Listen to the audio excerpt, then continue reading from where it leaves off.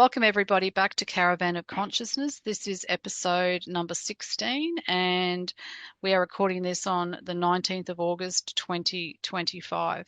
So we should have this show up in the next couple of days or so. But just for reference for people that are watching at a later date, so you know where we are in the so-called time frame. And today I've got Guy Anderson with me, who is an author and researcher. He's got a couple of books, Tesla and the Cabbage Patch Kids, and The Rise of the Clones, the Cabbage Patch Babies. And Guy researches things such as Tartaria, Antiquitech, the mud floods, world fairs, lost history, clones, the orphan trains, and the last reset, and much, much more, which we'll get into tonight. So welcome, Guy. Thank you very much for having me on, Amanda. It's a pleasure to be here. Yeah, you're welcome. Yeah. So first of all, I'd like to know a little bit. I usually ask all my guests this. I like to know a bit about your background, as in like when you were a child. Did you have a sense when you were younger that this place wasn't what we've been sold that it is? Like, did you feel there was something just not quite right, or were you in the matrix and then there was a few stepping stones that got you to where you are now? I was one of these kids that never fitted in, and as an adult, I don't. And I've always felt that I was born in the wrong time. I find it very difficult to connect and function in the world, and I've moved around quite a lot, and I can never find anywhere that I would call home. And friends come and go, and I find it difficult to find people that think like I do. So I was one of these kids that stared out of the window a lot and was sent out of the class for asking questions when I should have been listening, or um, being confrontational with the teacher, which I wasn't. I just sometimes didn't agree. So I was often getting in trouble at school for questioning things. And this actually um, was passed down to my eldest son, and I was constantly being sent up the school because he was asking questions when he should have been listening, and he would disagree with certain things he was told. But so I kind of always had this feeling that I don't belong here. I don't know where I belong, but it's not here. But my introduction, if you like, to the alternative way of thinking and occulted history was actually through my father. He joined the Freemasons when I was young, and as I got older into my teens, he started sharing bits and pieces with me, but nothing he wasn't allowed to. And then one day I managed to get his briefcase open that he took to lodge meetings, and I found all of this stuff, the regalia and his books, and that was it. And then as I got a little bit older, I started reading his books. The first one was Atlantis to the Sphinx, and then I started reading David Icke, and I suppose I found something in my father, although we didn't get on. I found something in him that I could resonate with, and that was his quest for occulted and hidden knowledge. And so I joined the Freemasons as well, in the hope that I would be able to uncover our past and perhaps know things that other people didn't. Um, I found out bits and pieces, but not a lot. Nothing that I'd hoped for, and it didn't look like on the horizon I was going to either, because I just didn't have the breeding or the influence to get high enough up the rank to know what really goes on out there. So I left a few years ago now. Um, but my journey really started quite young, and in recent years, over the last decade, I've been online researching, and up until then, just reading more and more books. I started reading Graham Hancock, Albert Einstein, a little bit of Stephen Hawking, and so I've just got this quest for knowledge, with a big belief that we are being lied to, and things are being hidden from us. And then in back end of 2019, I discovered Tartaria, and that became an obsession because it's the biggest conspiracy of them all. Yes, it is. I thought flat Earth was the biggest conspiracy, but that was just a stepping stone, really, wasn't it? Yeah. I think to wipe out an entire civilization and add 800 years to our timeline, it blows everything else out the water. Because if they're capable of doing that, what else could they do? Yeah, exactly. So getting back to your dad and the Freemasons, um, they, I was going to say they've been given a bad rap, but they haven't really, I guess, because in the upper echelons of the Freemasons, there is a lot of nefarious stuff and satanic things that go on. But do you think that they were infiltrated at some stage? Do you think initially when the Freemasons started out? Because I just bought a book the other day. I went to a book exchange and I just got a gem. It's a hardcover. It's not leather bound, but it's a really old book, and it's called was it called um, the Holy Blood and the Holy. The Holy Blood and the Holy Grail. That's it. Yes. Yeah, I've got it. Oh, yes, yes. And I'm just getting into like the Knights Templar obviously and the Cathars. Um but they also do talk about the Freemasons, but I haven't actually got to that part yet. But getting back to what I was talking about, so were they infiltrated at some stage? Do you think when the Freemasons first started out, they were on the right side, but they got infiltrated by whatever it is that's now got a hold on pretty much this whole realm? Well, the Freemasons started but they were kind of created by someone called Hiram Abiff, and he was the architect of King Solomon's Temple, and he had the knowledge of how Atlantis was built, how to build using cymatics, using frequency, and sacred geometry. That was shared with him. We don't know where he got that information from. I never got high up enough to find that out. So the reason when you see Masons going to a lodge meeting that they're wearing black, and sometimes they'll wear morning suits, depending on what lodge they go to. In London, you'll see them quite often wearing morning suits. It's because they're in mourning for Hiram Abiff. So he was the architect for King Solomon's Temple, and he started a, if you like, a group called the Freemasons, the free and accepted stonemasons, where they shared this information on how to build using frequency and sacred geometry. And he was murdered. He was murdered for three people approached him. They wanted to know how to join his organization, how to join his group or club, if you like, and he wouldn't share the information. They knew that he had some sort of password or a secret handshake that people identified themselves with. He wouldn't pass that information on, so he was killed. And he was the only person to be buried on the inside of the wall where by King Solomon, where the priests were. Normally, someone like him would be buried on the outside of the walls, but he was considered to be a genius, and King Solomon, sort of literally worshipped the ground he walked on. And so he was the founder, if you like, of Freemasonry. So it was sharing, I suppose, sacred geometry. That's it in a nutshell. It was sharing that information that they believe came all the way back from Atlantis. Um, Now, somewhere along the line, the organization's got bigger and bigger, and now it spans across Earth. Every town and city, even some large villages have a Masonic lodge. I suppose to the public, they're seen in two guises. One is a benevolent organisation raising money for charity, often children's charities and children's wards in hospitals. But there's another side to them where people think that they're nefarious, that they're satanic, and so on. And often this information is shared by people who haven't joined. It's a sort of rumour mill.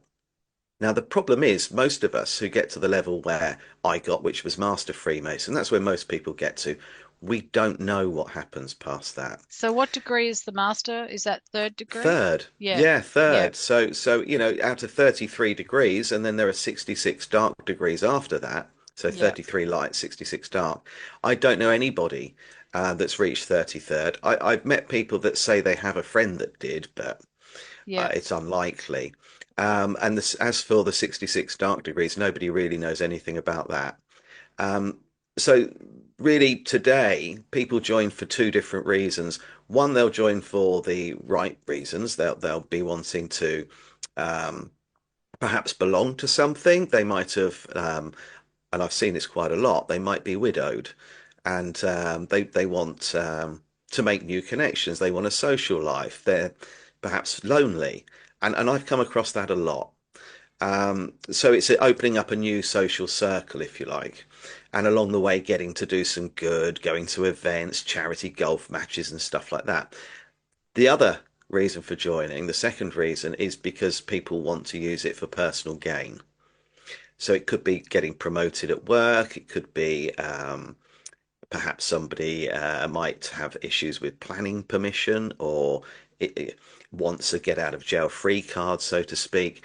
So people will use it for two different reasons. I joined for a different reason. I joined because I wanted to find out what they knew, Yep, yep, but never got high up enough to ever really uncover anything much other than a bit about King Solomon and Hiram Abiff.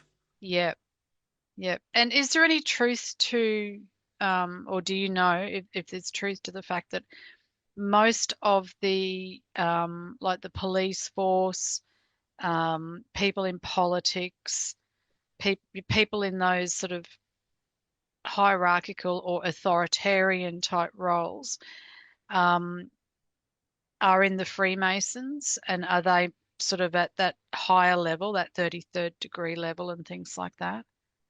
I don't know what level they're at, but I would suggest that they are. Yeah, But yes, yes. In the lodge I went to, which was the Grand Lodge of the United Kingdom, which is the headquarters, my lodge actually met there, and it was full of high-ranking police officers from the Metropolitan Police and Scotland Yard, yeah, and a lot of them were propelled through their career by simply being a Freemason.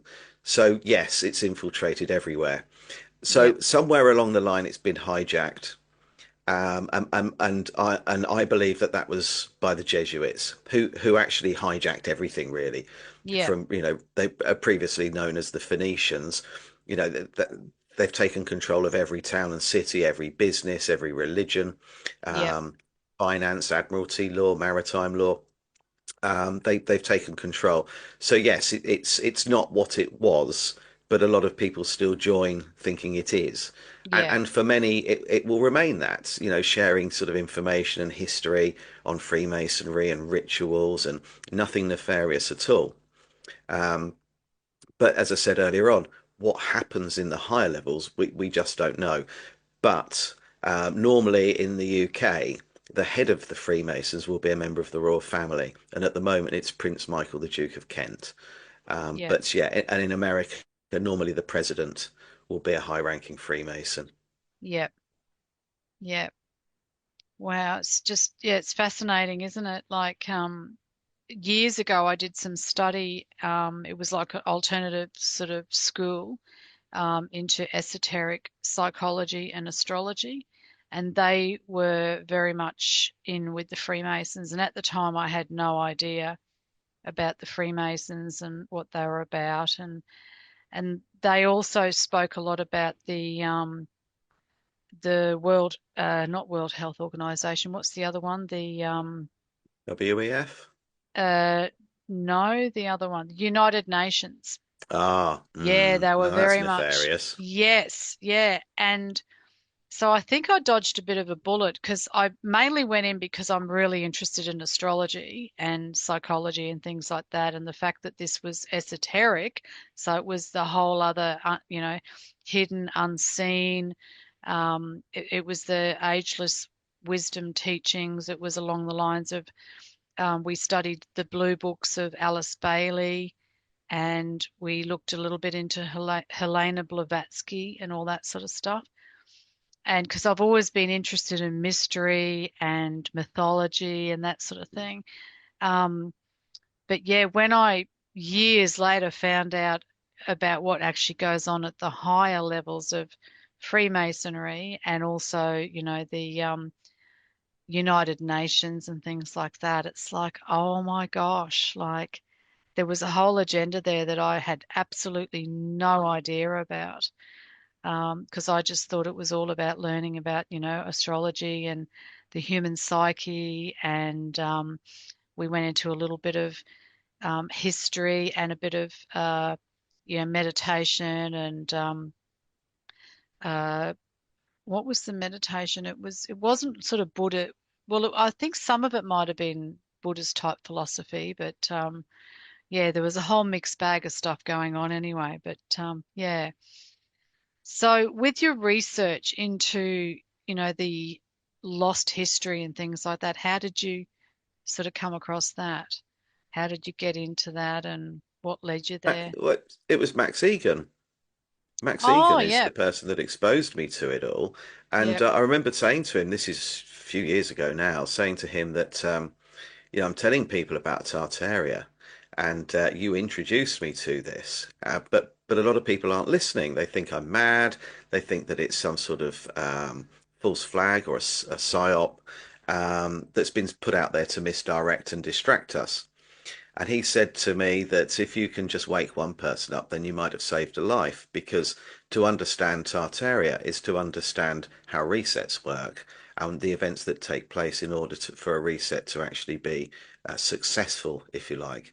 And because history does repeat itself and things go around in cycles.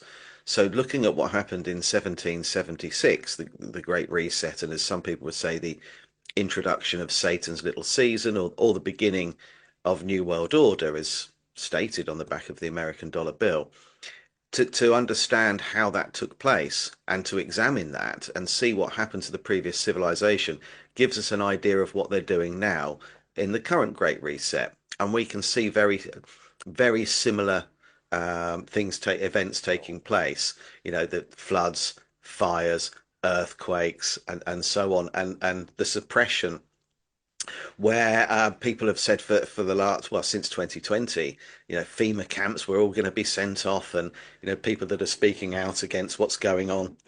Well, that's exactly what happened last time. We suddenly had asylums appear all over the world, and people were sent to them for not conforming to New World Order.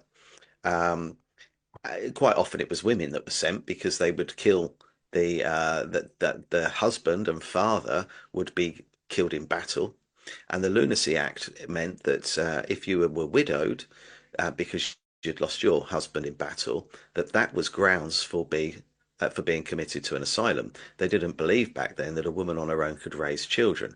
Now that wasn't because they actually did believe that. They introduced that particular law because they wanted to take the children away. It's a blank sheet with no history. You can give them a new name, a new narrative, and then reintroduce them into society, knowing nothing about the true past. So you can see this all playing out all over again. And so Tartaria is key to understanding what's going on now. And of course, it's the same people behind it. All paths still very much lead to Rome.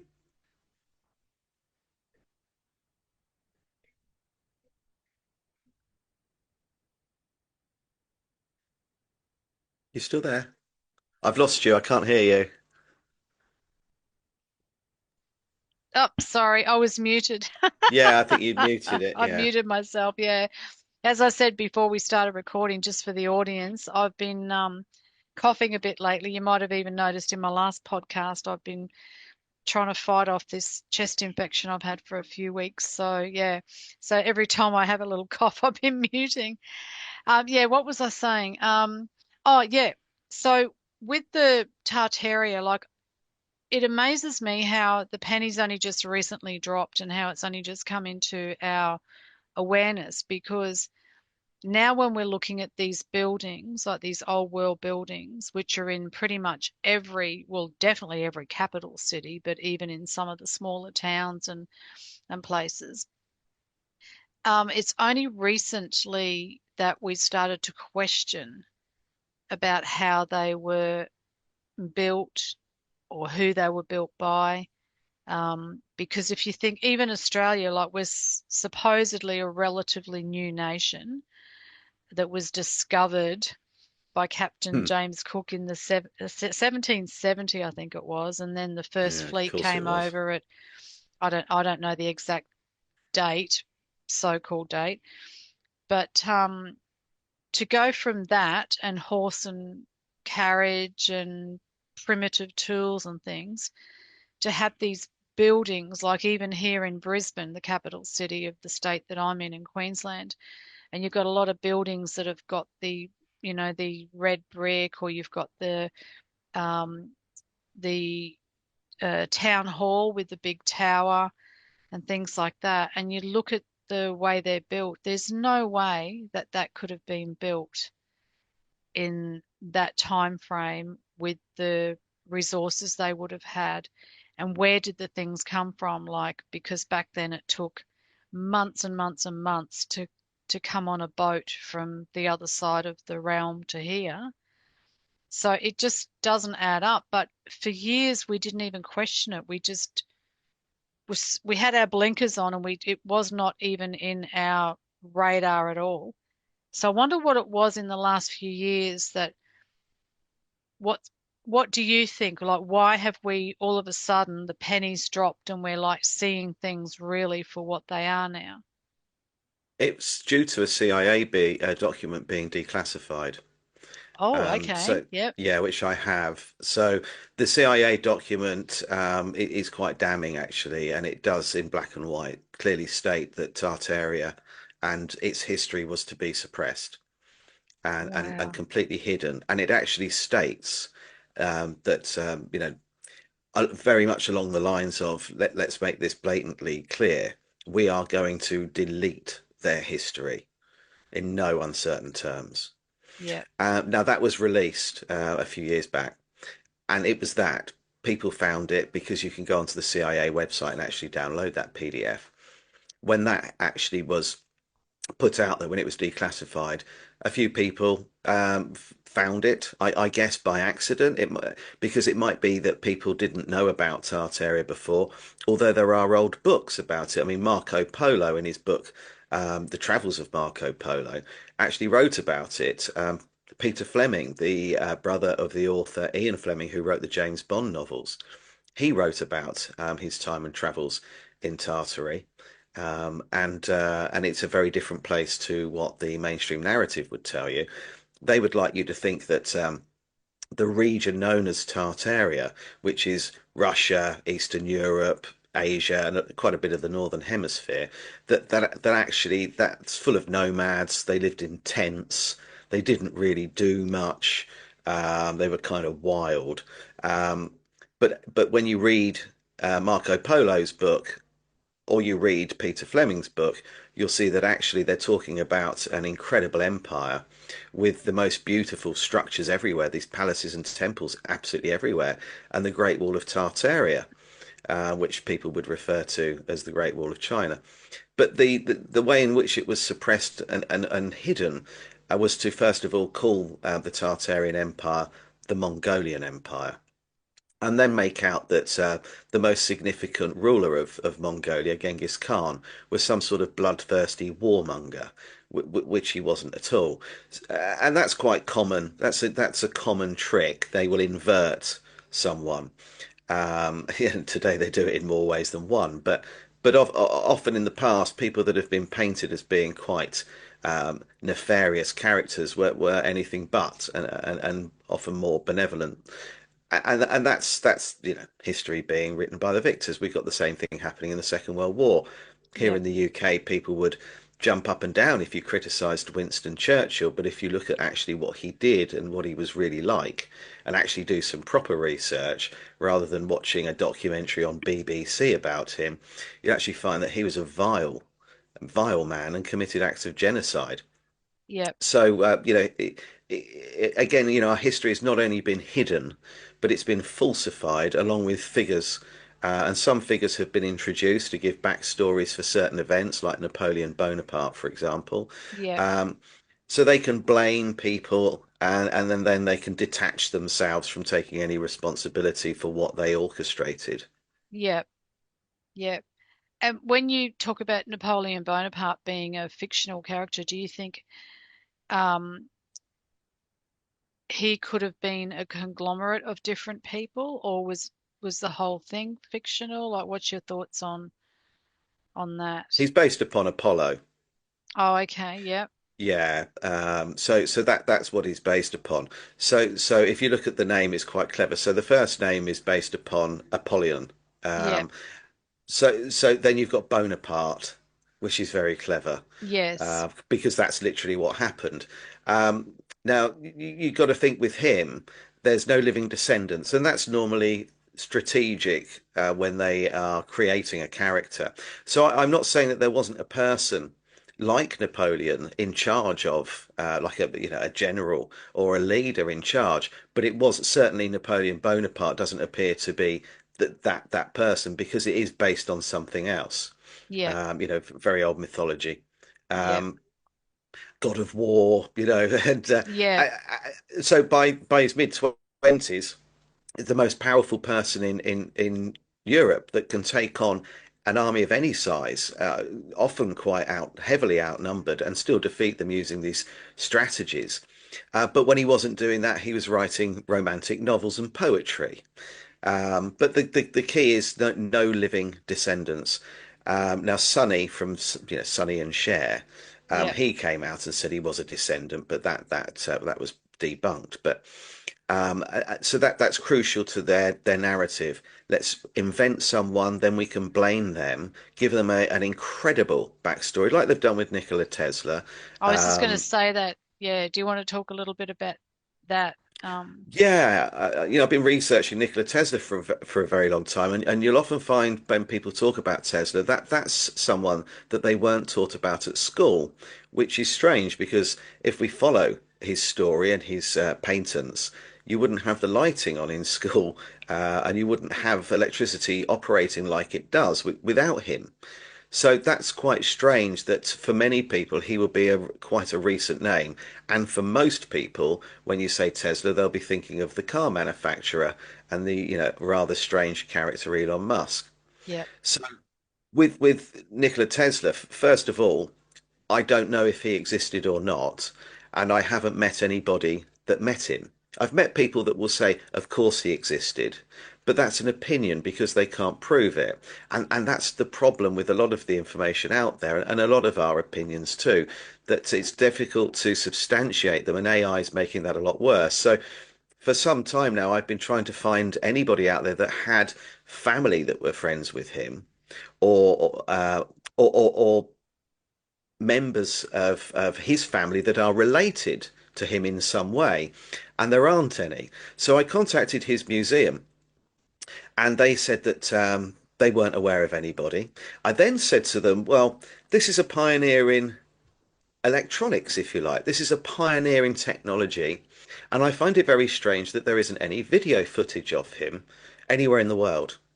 There are recordings of his voice, but of course we can't substantiate that. Yep. There are just a few photographs of him, the early one, which looks very much like Frank Zappa, and that's another rabbit hole in itself. So they said to me that they believe the reason there's no video footage of him, but there is of Edison and there is of Einstein, is because he was camera shy. And I said, well, that doesn't stack up with the story of him giving lectures, being paid to attend dinner parties, speaking on the radio, giving presentations publicly. Yep. How do you sort of join those two dots together if he was camera shy? Oh, well, we don't know. I said, right, so we got no living descendants, no video footage. He never wrote anything down, yet when he died, the FBI removed 2 van loads of files from his hotel room, from a man who didn't write anything down. And he claims everything came to him in a vision, so he didn't have to even practice or experiment. Everything that he did worked first time exactly how it predicted to, and came in a vision that he believed was coming from the Venetians. So he was communicating with the Venetians, never wrote anything down. Everything he did worked straight away. He had no living descendants. There's no video footage of him either.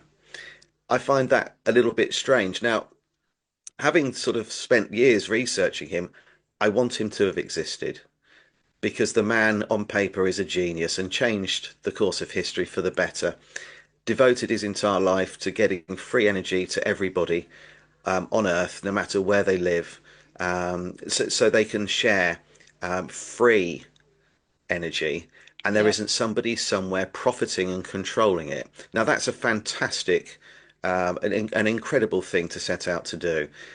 So nobody wants him to have existed more than I do. Yep. But a lot of people watching this will say he definitely did exist. Well, my answer to that would be, can you share me the information that you have to substantiate that claim? Yep. Because I want him to have existed, but I don't believe that he did. I think he's another Napoleon Bonaparte. Yeah. Yeah. And I only realized that recently, I think after I'd listened to one of your other podcasts or interviews with someone else, because I think you asked, I don't know if it was you or your the person you were interviewing asked if there was anyone that you could either alive or dead or past or present, if you could, bring them to you right now and speak to them, who would it be? And mine was always Tesla. And then after hearing what you had to say, and it made so much sense, I'm like, yeah, you're right. Actually, um, I mean, obviously there could have been a few people that were along the lines of, you know, doing the patents, the inventions, things like that, maybe a group of people, but to actually not be able to find any lineage of that one particular person, that, yeah, that's a little bit suspicious. So, yeah, Yeah, and I think to look at all the patents, because obviously to get a patent, the experiment has to be successful. yes, So if you look at actually what he achieved, it's incredible. yeah, Um, so my guess is, and it is a guess because as I said, nobody's able to prove that he existed. People just have a strong belief that he did or a strong belief that he didn't, but we can't prove any of that. My guess is that if he existed, was reverse engineering technology from the previous civilization. Could go yeah, back to Atlantis because I do believe Tartaria is an echo of Atlantis. yeah, So he was either researching and repurposing previous technology, or it's a group of people, or it's deep state. It's the Jesuits. They come up with a story of somebody. They can pin everything to them and say, "Well, this man was a genius. Look at everything he invented," and then it's another box ticked. yeah, And that's what they do with the buildings that you mentioned earlier on. Buildings everywhere that we can't really explain. And, you'll look at somewhere in Brisbane, Adelaide, Melbourne, Sydney, and look at these magnificent buildings. And the first thing you would ask is, what was the population at the time, mm, and how many of them were skilled craftsmen, stonemasons, bricklayers, glaziers, and so on? And the answer to that will be there'll be very few. yeah, So then the narrative will tell us that these people were brought in from other towns, yet at the same time, the other towns they were brought in from were having similar buildings built.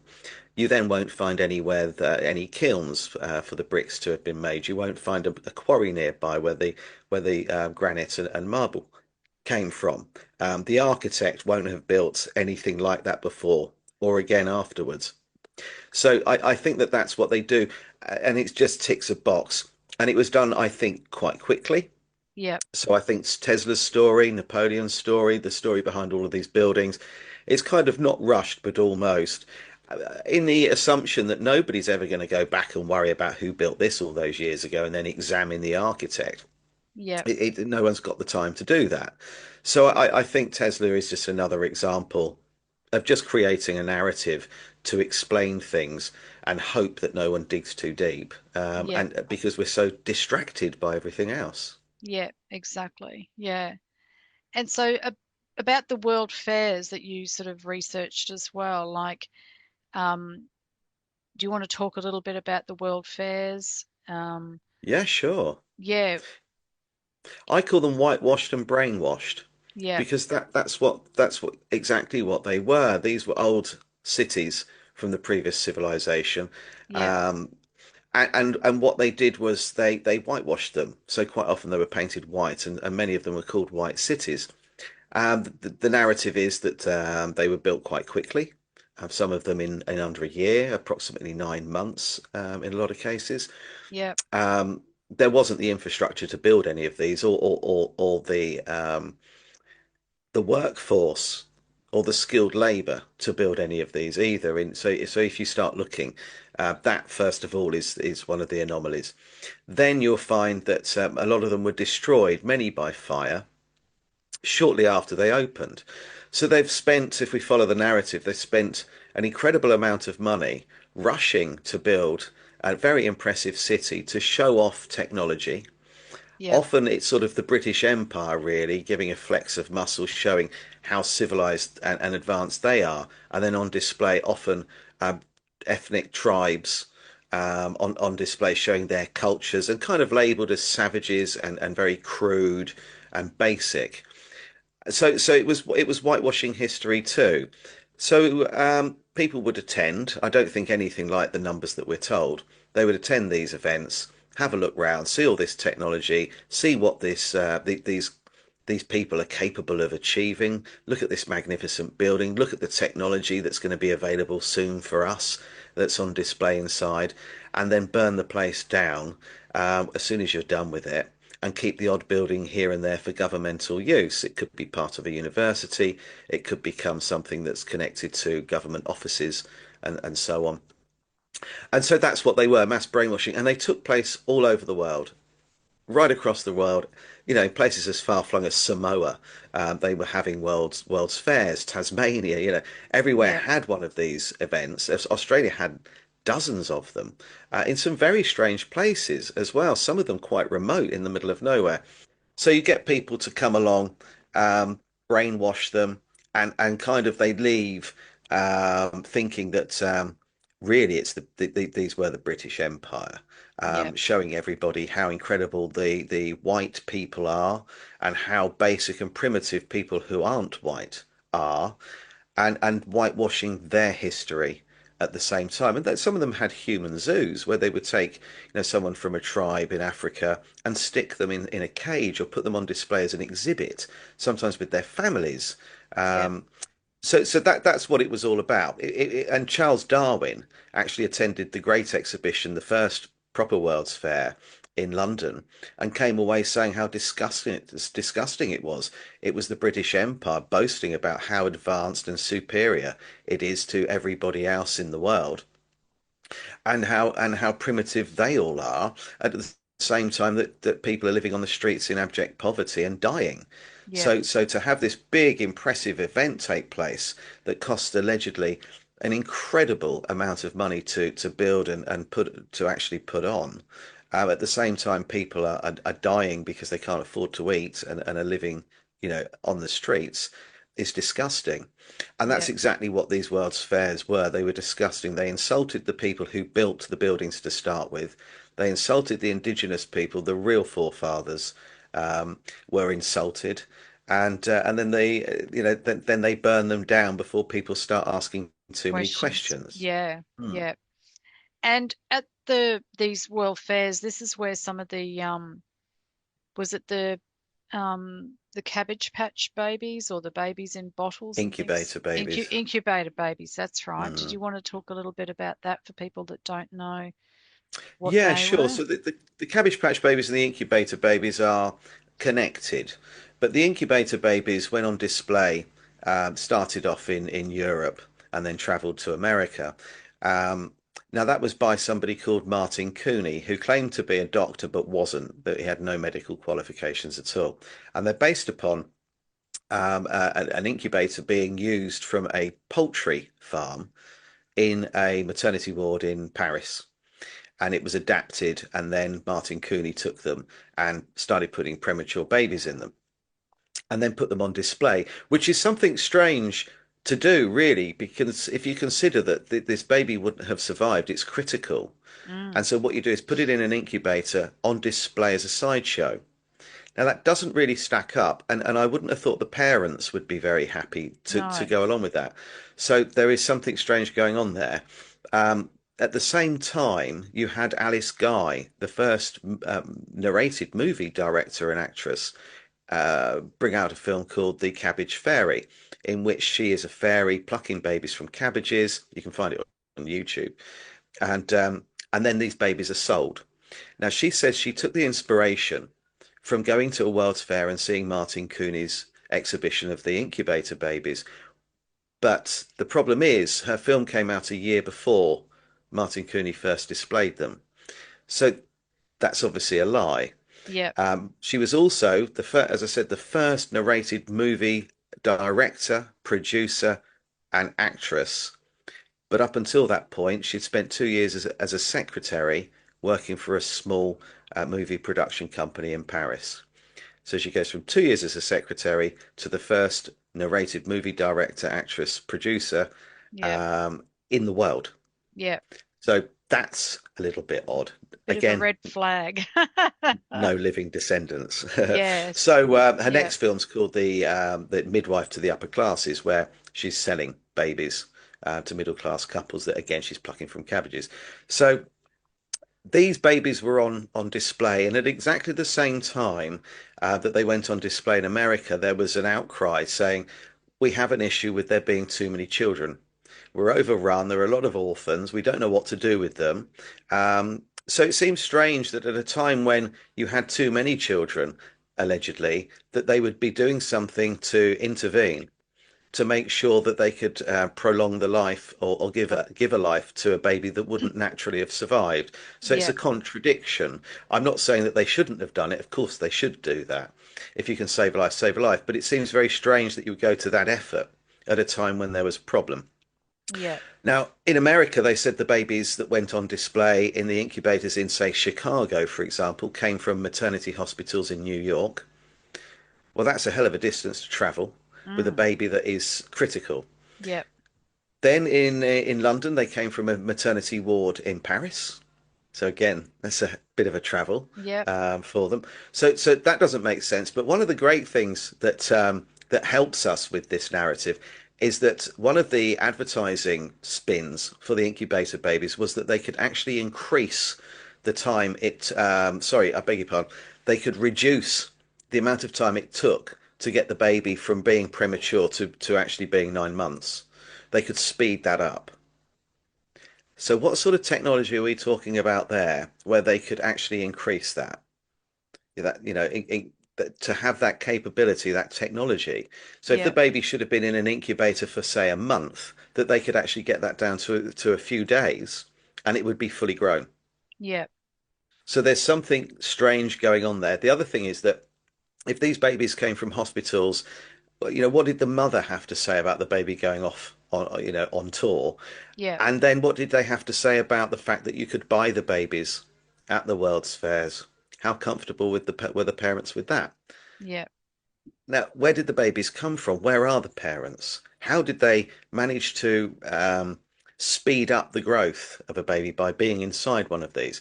So my guess is these babies were not naturally conceived. Yes. So That, there's a that, good segue into the cloning process. yeah.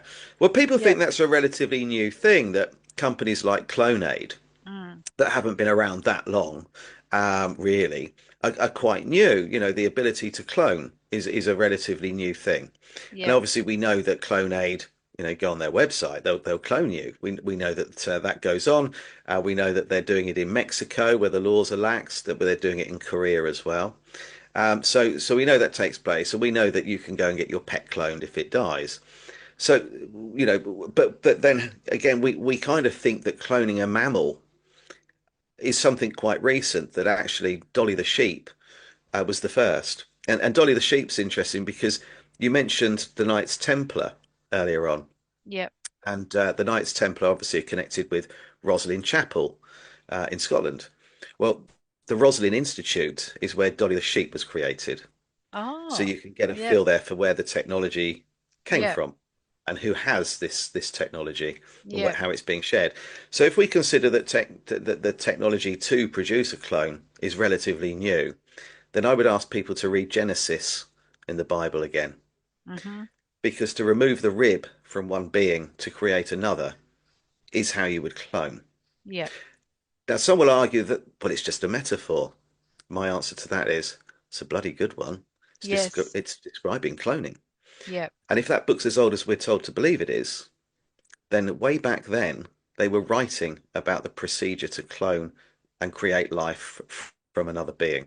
Yep. So metaphorically or not doesn't matter. they've written about how to do it. But of course, we know that the Bible is based upon the Epic of Gilgamesh, as is the Torah. All religious, if you like, organized religion is based upon the Epic of Gilgamesh, which is the first and oldest text that we have.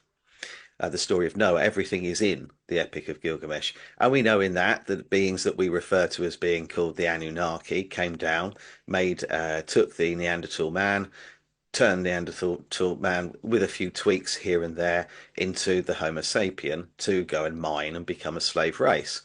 So the cloning appears everywhere. Whether you're looking at the Epic of Gilgamesh, which anybody who's into, you know, looking into religion should certainly read that first. Yeah. Um, and it's in Genesis too. So it appears that there are bloodline families that have this technology, and it's been available for a very very long time because the Epic of Gilgamesh, you're talking about 250,000 years ago. Yeah. Yeah.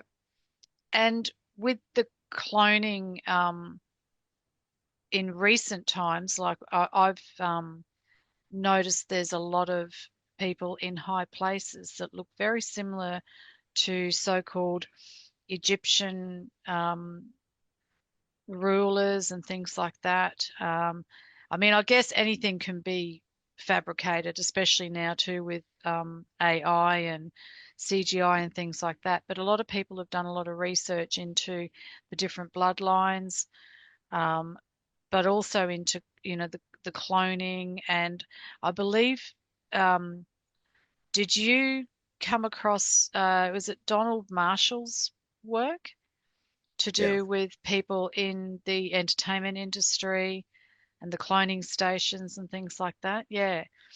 yeah. Yeah, because there seems to be a lot of people in those places in Hollywood, in the entertainment industry, in the music industry. They all look very similar. I mean, yes, there are certain bloodlines, and yes, there are a lot of them that are related, and we're finding out that more and more now, as I discussed with Mark recently, and with his recent book of Joining the Dots. And the Sheep Farm Boys do that really well too, with regards to a lot of these people in these higher places are all related. But I've started to question whether some of it is not just that, but cloning. What are your thoughts on that with people, that we see in the public eye being clones? Well, Donald Marshall's perhaps given us more information than anybody else on this. Um, and the story goes, and I think Mark Devlin speaks about this quite often. It's to do with selling your soul. Yep, What they don't realize is they're selling their soul to the Illuminati. So when they sign the contract, when they're approached and offered the opportunity of a lifetime to become richer than their wildest dreams and more famous than they could have ever desired, that they are asked there and then by the Illuminati, and it's normally in a white office. Everything in it is white. It's quite almost clinical. So they're taken into this office. They're asked to sign on the dotted line. They're told that if they don't sign, then they will have their career hijacked, and that nothing will come of their work, and their dreams will be shattered. And so they sign because they don't believe for one moment that the soul is something that exists or can be sold. But what they don't realize is they're signing the right to be cloned.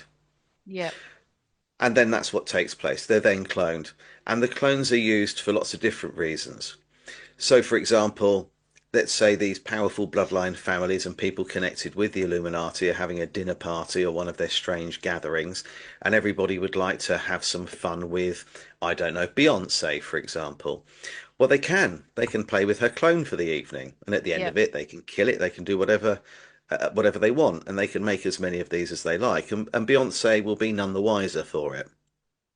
So that's the first aspect, and the information is transferred from the living person to the clone during REM. So when they go to sleep in the stage of REM, that's when the information is the memory is transferred. So when you speak to the clone will be up to date with everything that's going on and everything that happened today. Um, yep, Now, the danger is if that celebrity decides that they don't like what's going on, or they're uncomfortable about the pressure, or want to buy themselves out of the contract and want to retire, or no longer like Whitney Houston want to give public interviews or appear in public anymore, they want to retire and have a break from it all, that's when they do some damage. So if you go against them and don't toe the line, they will reverse the transfer of memory from the clone to the original being.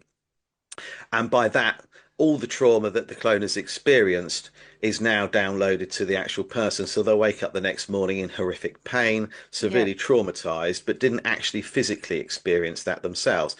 And that can lead to aneurysms and heart attacks. Yep. And this is where the 27 Club comes in.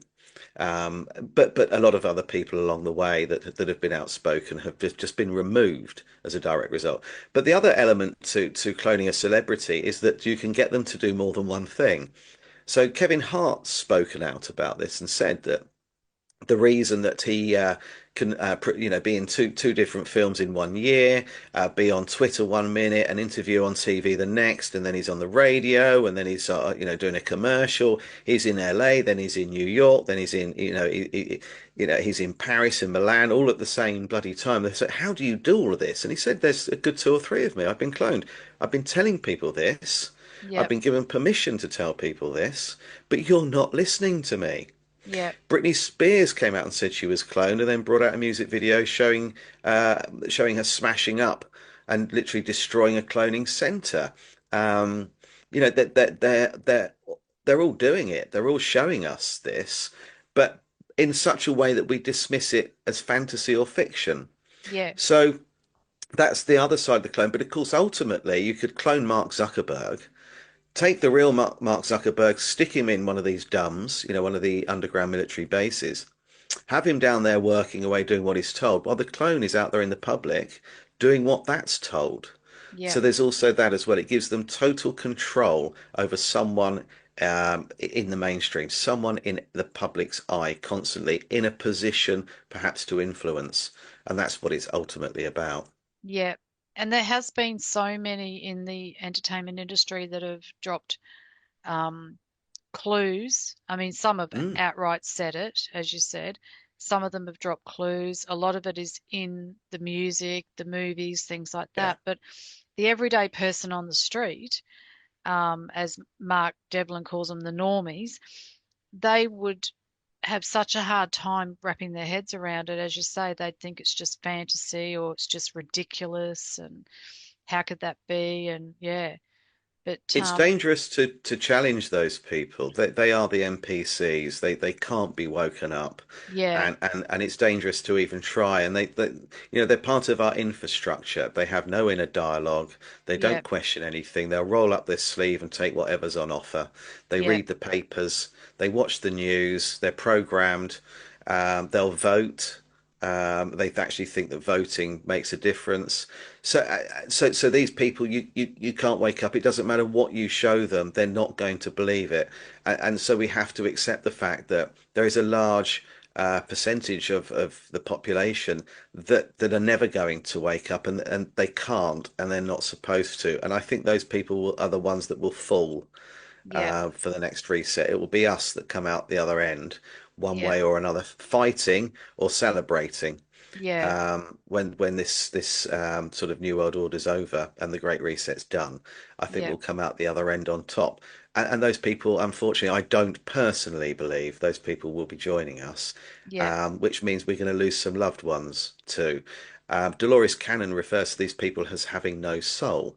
mm, I think that's quite a harsh way of describing them, but I think they don't have a connection, and the connection to our past, which is carried in our DNA. We carry the memories of our ancestors in our DNA. We know that to be fact, and water carries memory, and we are the majority of our structure is water, so we yeah, know we're carrying a lot of memory, and I think that that's why so many of us don't think that what's going on is right, because we know inside us that it isn't right, yeah, and we're carrying this information. So yeah, the average person, the normies, or the sheep, whatever you want to call them, yeah, They can't be woken up. You get the odd one that's on the fence and you can give them a shove. Yeah, But the majority of them, no, it's a fight you can't win. yeah, exactly. And that might also be something to do with the 144,000. Like I was speaking to Campbell recently, and I'm not saying literally there's only 144,000 um, of, souls, like switched on, sentient souls. But maybe it's a metaphor that there's only a certain percentage of the population that are here and aware and going to be part of the process of what's going on. Hmm. And the rest are just the fill-ins, the NPCs, Yeah, yeah, just there for distraction as well, I guess. yeah. Yeah, Yeah, yeah, I mean, ultimately, we couldn't possibly know what the true figure is because there are tribes out there. We don't know the population numbers. yeah, I have no doubt that there are islands and continents that we don't have access to and yeah, can't see yeah, that contain races of people. And it's a little bit like when they did the world population estimate in 1776 and said that it was 770 million. At no point had anybody sort of gone through the Amazon and started counting. At no point had anybody counted the indigenous peoples in America, North America, and Canada, and nor would they have done that in places like Australia, Tasmania, and New Zealand. So it's a wild guess, I would say. We just don't know what the true population of Earth is, or this realm, and we certainly wouldn't know what the population is of people that have a soul or a connection. So I think that's probably just a guesstimate. yeah, yeah. And this whole, thing about the overpopulation, like it seems that way when you're crammed into cities, but that's the way they've designed it. But if you go out, I mean, you can get on a plane and travel across the country or across the world, and there's vast, vast areas of unpopulated, uninhabited areas.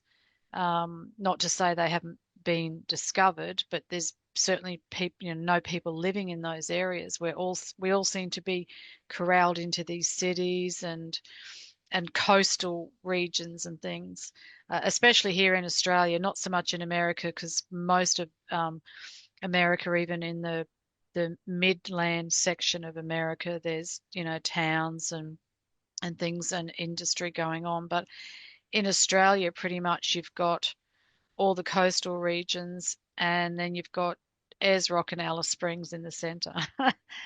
And the rest of the desert, there's not much going on. So, but yeah, the world population thing's been something that I've questioned for quite a while. Because you think about it, like even a couple of generations ago, especially pre the birth control pill, most families were quite large. Like my dad was one of six. My husband's grandmother was one of 13. I think my nana was one of seven. Nowadays, like I know heaps of people in my life that haven't had children or they've only had one or two. So even when you look at it in that respect, how can the population, how can we be overpopulated when the birth rate's dropped? And also since 2020 and what's gone on there, there's been a lot more, sudden departures and things like that. So this whole narrative of the overpopulation is just another part of the lie, isn't it? Yeah, I agree. And I Yeah, mentioned earlier on the population in 1776 of Earth was 770 million. And for anybody who's got a pen and paper or a calculator on their phone, they can punch these figures around. They doubled it within 100 years.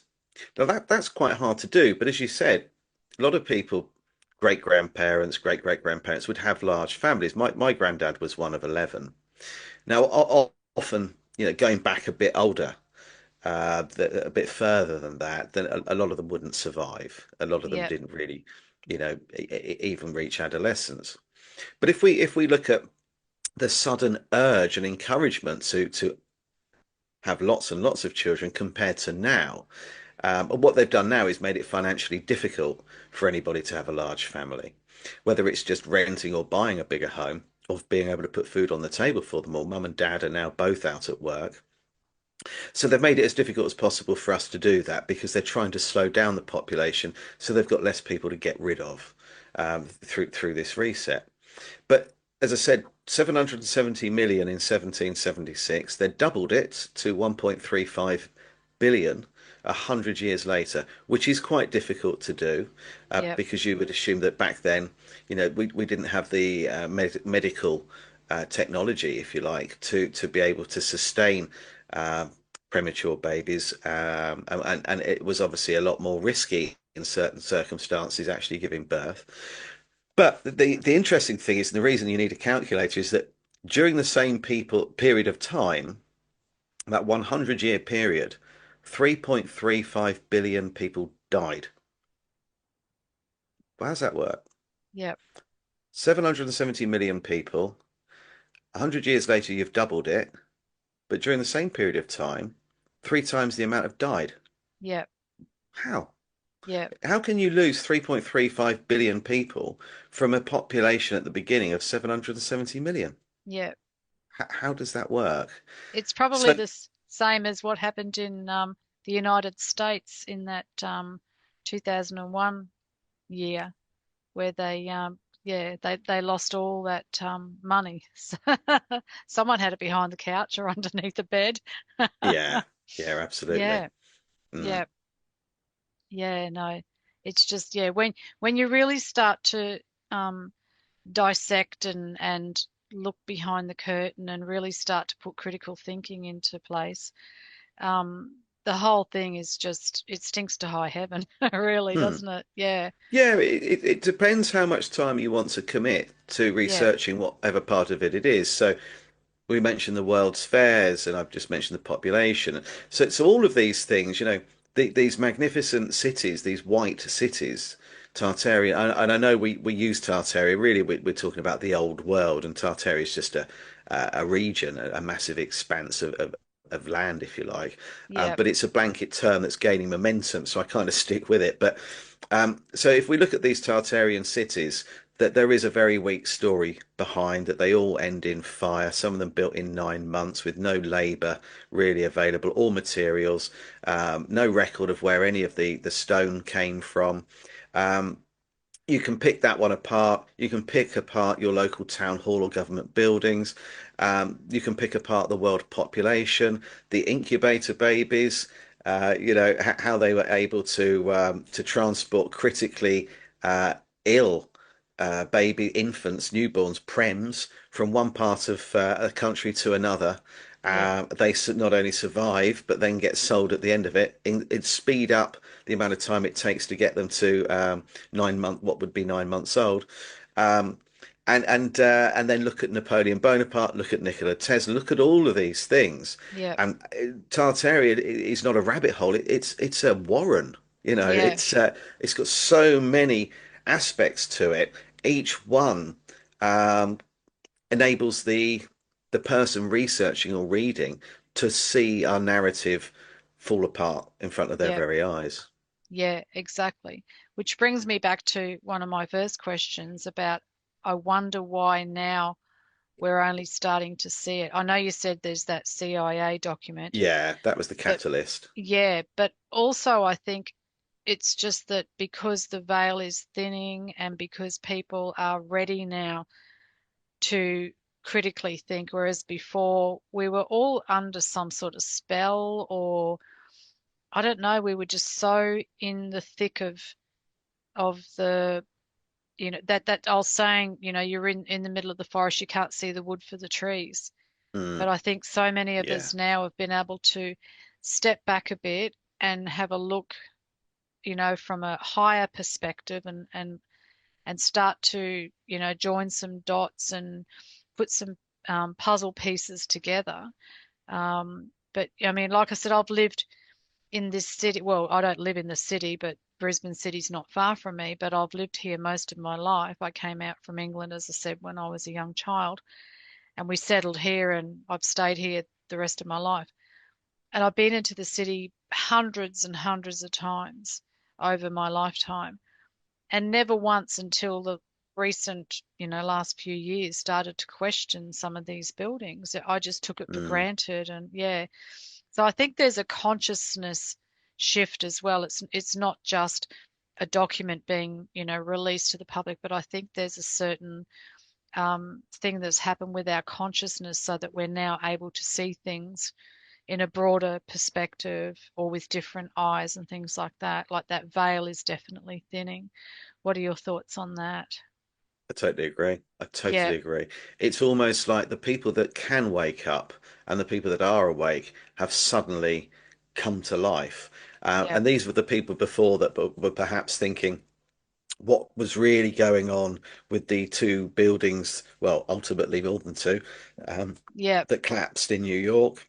yeah, What did we land on the moon? Is there yeah, something going on in Antarctica? Is there something beyond that, beyond the ice? What about Agartha? We are those people that have always found it fascinating, yeah, the thought that there are things going on that we don't know about, and almost exciting. yeah, And then slowly, and I think perhaps 2020 was the real icing on the cake for a lot of us. It sort of changed from being something that's fascinating to something that's deeply concerning. yes, And I think that 2020 probably gave a lot of the people that are awake a really good kick up the backside to say, yeah, look, things are getting serious now. Before they were playing around, lots of people have died. yeah, They've had wars for no reason. What's gone on in the Middle East as a result of the two, oh, three, four buildings in New York was actually just to destroy the tomb of Gilgamesh, yeah, and it gave them a cover story to do that. We start looking at all of these things with a different set of eyes, I suppose. That before it was interesting, and could there be a conspiracy here? To actually now looking back and saying, "My God, this is actually what they really did, and yeah, this is terrifying." So I think seeing that across the world what they were prepared to do to people in 2020 has given all of us a wake up call that it's no longer an interesting pastime to read about conspiracies. It's now important that we look into these things critically, yeah, to protect ourselves ultimately. yeah, yeah, exactly. Yeah. And I think, yeah, people had a lot more time on their hands too, in Mm, 2020. So that also allowed them to do the research that, before we were just kept so busy. mm, And it's almost like the world stood still for 18 months, 2 years, and I use the term stood still loosely. But yeah, just the way that we went about our lives was just so radically changed mm, suddenly, that yeah, people that always did think there is something wrong with this place had time to then delve into these different things. Some of yeah, us had already started anyway. Like I think I'd always had a feeling that there's something wrong about this place, but I think I started to wake up to, the banking system and the birth certificate and all that sort of stuff probably back in, mm, the mid to late uh, or 2000, yeah, mm, 2005 to 2010, I suppose. And then from probably 2016 as well, when there was all the flat earth, the Mandela effect, and all that sort of stuff. And I think the internet's helped as well, as much as they're trying to scrub a lot of history even there. And now I'm finding that a lot of stuff that I was able to research before seems to have just gone. So now it's like, screen grabbing and downloading what we can because they're even changing the narrative and changing what we can look at online. Because I don't yeah, think when they brought out the internet that they realized how quickly it would be used for the likes of us to be able to get the information we needed. I think they were thinking it was going to be more distraction, was obviously more surveillance, for them to surveil us. But I think they probably underestimated a lot of us as to what we could use it for the good. yeah. I totally Yeah, agree. I mean, that I think ultimately that whether you're looking at the internet whether you're looking at AI or smartphones or whatever. I think that all of this is deep state. I think that originally it was designed to program us, monitor us. Um, People claim that you know your average smartphone is taking a photograph every 20 seconds and storing it somewhere. We know everything's being recorded, monitored, and logged. The organisation that does that, incidentally, is called Five Eyes. Five Eyes, and Yeah. that's worth people looking into if they haven't I'll heard of write it that before. down. Yeah, so Yeah. five FIVE, Five Eyes. Yeah. That's the what it's really it's America and Britain primarily, but it's a worldwide venture. It's a bit like the Antarctic Treaty. You know, countries that are fighting each other will still stand firm over certain issues, which is very strange. Yeah. So that's ultimately what I think's going on. And obviously with people like the founders of Google, the founders of Microsoft, we're given this and Apple and Facebook and so many others, we're given this story that they start off in a bedroom or a garage. Normally it's a garage. Um, and these people came from nowhere and, you know, they were friends at high school or college or whatever, and look what they've done. And it's just not true. They're all deep state. And these people are put in place to be kind of the spokesperson or some kind of bloody savior. Look at Yeah. what they've done for us, and it's not they're all controlled. So you know whether it's Facebook or YouTube or Google, that these things were put in place to actually monitor us and force feed us information Yeah. and program subliminally, sometimes obviously programming us Yeah. is the sole intention, monitoring and programming. So it's a mass surveillance operated by Five Eyes. And what they didn't realize, as you quite rightly said, that we were going to start sharing information a bit quicker than they could remove it. Yeah. And by the time they've removed my post and shadow banned me, you know, 100 people have shared it, Yeah. and then 100 people might have shared each one of those, and that's the great thing about the internet. I mean, it's a weird one, isn't it, the internet? Because for all the good it does more harm, I believe. And I use Yeah. it all the time, and a lot of us do for research. And I Yeah. use Facebook to get my information out there. But the harm that Facebook causes is incredible. And but that's got to be the one blessing that it enables us to share information far quicker than they can take it down. Yeah. Yeah, exactly. And it's for people that still can't wrap their heads around the fact that these, Facebook and the phone, the iPhones and well, all the devices are listening and surveilling. All you've got to do is realize, even the voice to skull technology is coming out now because I've even been thinking of something, haven't even verbalized it out loud to anyone in the household. And next minute, I'm getting stuff on my feed that's Mm, relating to something that I was thinking about. mm, And, we can have a conversation with somebody, and the next minute, you've got ads popping up for something that you were talking about, you were interested in, or yeah, so for people that are still denying that this is a real thing, they really need to, um, realize what's going on because, yeah. But I think a lot of so-called normies are, because I have a few, clients and neighbors and things that certainly aren't into any of this sort of conversation. And even they are now starting to say, oh, just the other day, was talking to so and so about something, and now all of a sudden, on Facebook, I'm getting all these ads for the same thing I was, um, and TVs like the smart TVs and the smart fridges and the smart vacuum cleaners and the Internet of Things. I think people are starting to realize how mm, much it is taking over and, mm. observing, listening. Yeah. So I think it's, anything with the word smart in front of it is a clue. yeah, Over here we have smart motorways. They're just designed to fine and punish people yeah, by quickly changing the speed limit. So dropping yeah, the speed limit down very quickly by 10 miles an hour, 20 miles an hour. So you go through a camera, only just having seen that zap, nothing you can do.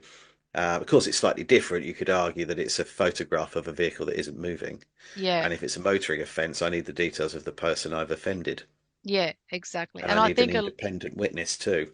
yes, I think a lot of people are starting to open up to that as well. Like we've got a group here in Australia called Know Your Rights Group, and there's lots of, that sort of community where they're helping people to fight back against the fines and the overreach, and to sort of um, take back their power, I guess. And like I've even just recently come across through Campbell and Kelly of Tartaria, Australia. I went to one of their events recently, and there was a group there called TASA, Terrace Australis States Assembly, and they're pretty much into educating people to redo their status basically and their standing so that they are actually outside of that system, so that they can't be targeted. They're not going to be hauled in,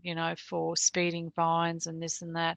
And some of these people apparently have been traveling for many years, unlicensed, unregistered, and for the most part have been left alone, because once the system realizes who they are and the fact that they have taken their true power back and they know who they are, they just back away and, okay, there's one that can see, let's leave them alone, sort of thing. Yeah, yeah. Yeah, and I'm hoping that that's going to be, um, more widespread, with more and more people wanting to do that and step outside of those silly systems that we've been Mm, imprisoned by for such a long time. mm. Yeah. So, well, it's been great chatting with you. We could go on for a lot longer, but yeah. Um, so if you want to just tell people where they can find your books and that sort of thing, and what you've got coming up, or anything else that you'd want people to know about at this stage. Yeah, sure. The easiest place to find me and to read my research and if they want to buy books to get signed copies is my website.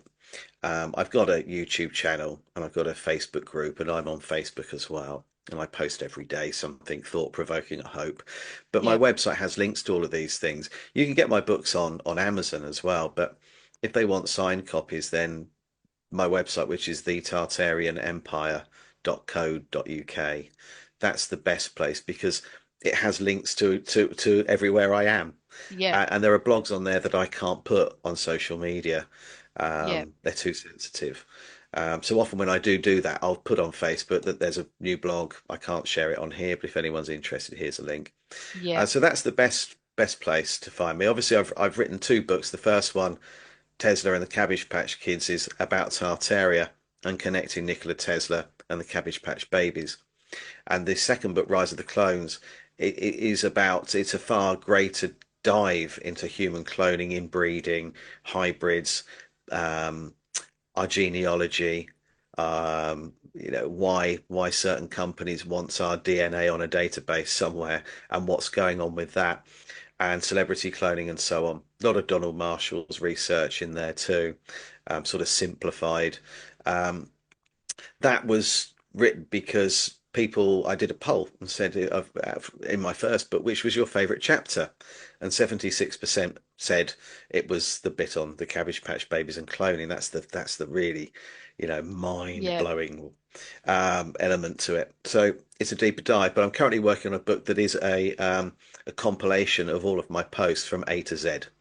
So Oh, wow. starting with Yep, Agartha and ending with zombies, and in between that we've got a conspiracy theory on Bill Gates, Barack Obama, vampires, obviously Tartaria, Atlantis, AI, alcohol.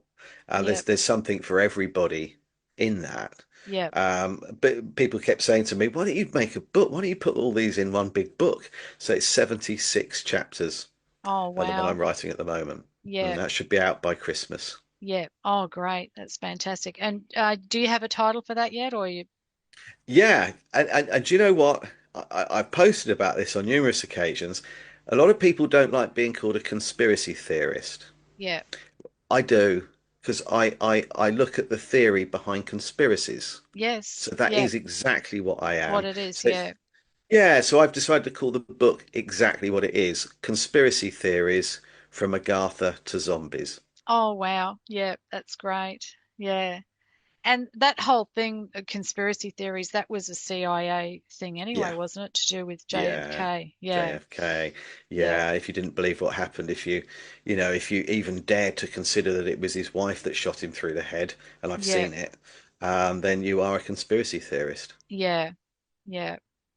Yeah. All right. Well, great. Well, I'll put all your links below anyway in the show notes, and they'll also be at the end of the edited video when it goes up on YouTube. Yeah, So, yeah.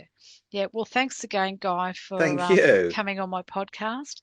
It was so lovely to chat to you. And so, yeah, I'm hoping that a lot more people will be starting to dig into all this stuff and yeah, and sharing this information. So I just find it so fascinating. And I think, just in closing, I think one of the most exciting things about these times is that before we came across all this stuff in the last, say, 10, 15, 20 years, we were pretty much told that there's nothing new under the sun, that we've discovered everything, on the earth or the globe, and that there's nothing new. So that's it. We know everything. End of story.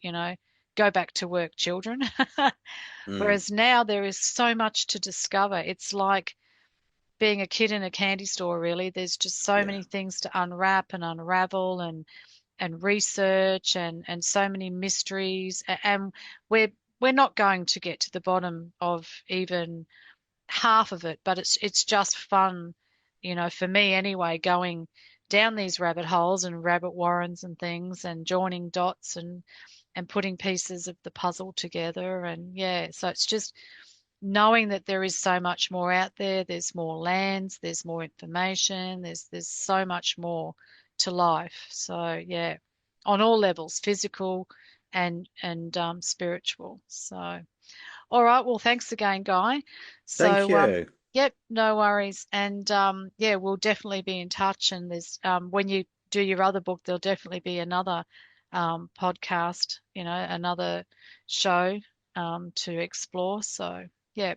All right. Thanks everyone for tuning in to Caravan of Consciousness. This is episode 16, and I'll catch you all later.